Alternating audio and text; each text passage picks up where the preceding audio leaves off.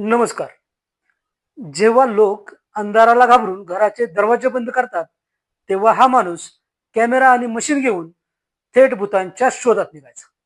नाव होतं गौरव तिवारी. भारताचा पहिला आणि सर्वात धाडसी पॅरानॉर्मल इन्व्हेस्टिगेटर.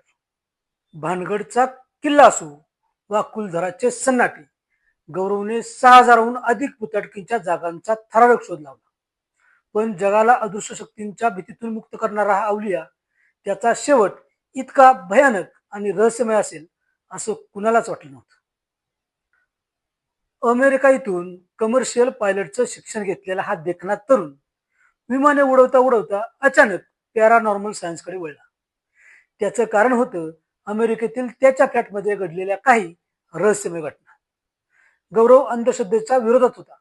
तो भूतांना जादूटोणा नाही, तर एक ऊर्जा मानायचा.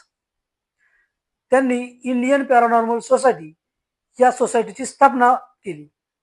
रात्रीच्या अंधारात रूहानी शक्तीशी संवाद साधत असताना त्यांचे अनेक व्हिडिओ आजही इंटरनेटवर अंगावर काटा आणतात. वर्ष 2016. गौरव यशाच्या शिखरावर होते. पण मृत्यूच्या अवघ्या काही दिवस आधी त्यांनी आपल्या पत्नीला एक अशी गोष्ट सांगितली जी ऐकून आजही थरकाप उडतो. गौरव म्हणाले होते, एक अत्यंत वाईट आणि शक्तिशाली अदृश्य शक्ती मला स्वतःकडे खेचत आहे आणि मी स्वतःला रोखू शकत नाही. कुटुंबाला वाटलं की कामाच्या ताणामुळे ते असं बोलत आहेत.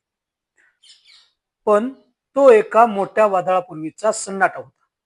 7 जुलै 2016च्या सकाळी 11 वाजता दिल्लीच्या द्वारका येथील घरात गौरव बाथरूम मध्ये गेले असताना अचानक आतून मोठा आवाज झाला. दरवाजा तोडला गेला तेव्हा समोरचा देखावा हा धक्कादायक होता. गौरव जमिनीवर बेशुद्ध पडले होते. सर्वात धक्कादायक गोष्ट म्हणजे त्यांच्या गळ्याभोवती काळ्या रंगाचे गडद डाग होते. जणू एखाद्याने त्यांचा गळा हाताने जोरात आवळला होता. रुग्णालयात नेण्यापूर्वीच या भारताच्या सर्वात मोठ्या गोस्ट हंटरचा श्वास थांबला होता. पोलिसांनी याला आत्महत्या घोषित केलं.